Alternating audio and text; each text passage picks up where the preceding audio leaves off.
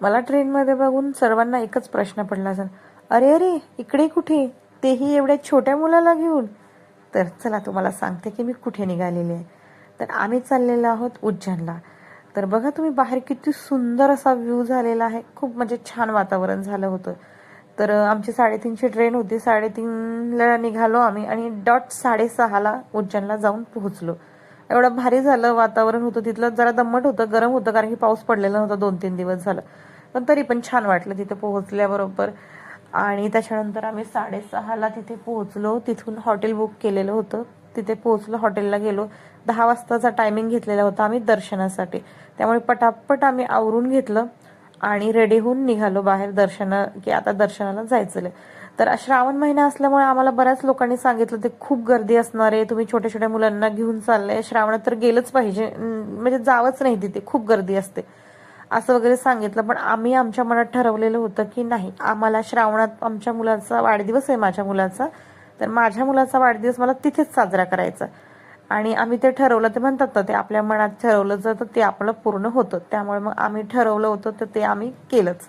आणि आम्ही तिथे गेलो. पण आमचं दर्शन म्हणजे एवढं छान झालं, 15 मिनिटात दर्शन झालं माझं.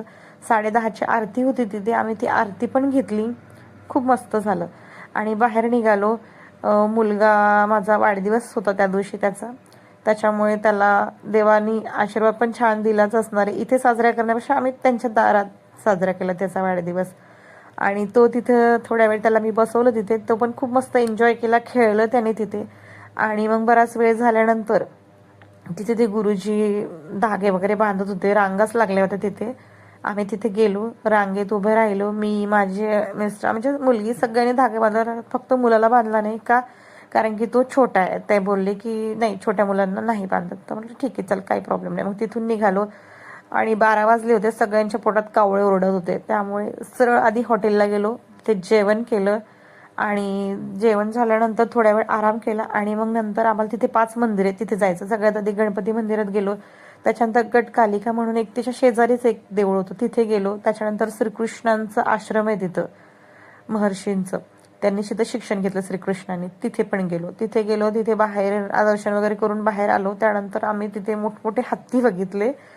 आणि सगळेजण म्हणजे त्यांना काही काही घेऊन खायला देत होते. तर माझ्या मुलीचं पण चाललेलं, मम्मा मला पण दे, मी त्यांना काहीतरी देणार.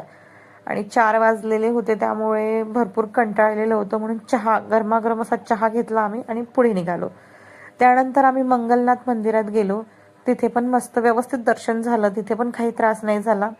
त्यानंतर कालभैरव, जे उज्जैनला गेल्यानंतर आपण जेव्हा महाकालचं दर्शन घेतो त्यांचं दर्शन घ्यायचंच असतं असं मान्यता आहे. म्हणून आम्ही तिथे गेलो. आधी तर काहीच गर्दी नव्हती, पण त्यानंतर एवढी गर्दी तुम्ही बघू शकता की आम्ही तिथे, मला वाटते 4:30-5 वाजता रांगेत लागलेलं असेल, तर आम्ही 7:30 वाजता दर्शन करून बाहेर खूप थकलेलो होतो. त्यामुळे डायरेक्ट आम्ही तिथे शेअरिंग रिक्षा होती, रिक्षाने आम्हाला तिथे उज्जैनला सोडलं. त्याच्यानंतर आम्ही सरळ हॉटेलला गेलो, मुलाचा वाढदिवस साजरा केला. आणि वाढदिवस झाल्यानंतर रूमवर गेलो, झोपलो, आराम केला. दुसऱ्या दिवशी ओंकारेश्वरला जायचं होतं, पण ते शक्य झालं नाही. म्हणून मग आम्ही फक्त हरिसिद्धी माता, ज्या शक्तिपीठ आहेत त्यातला तिथेच गेलो, ते दर्शन वगैरे केलं. आमची 6ची रिटर्नची ट्रेन होती.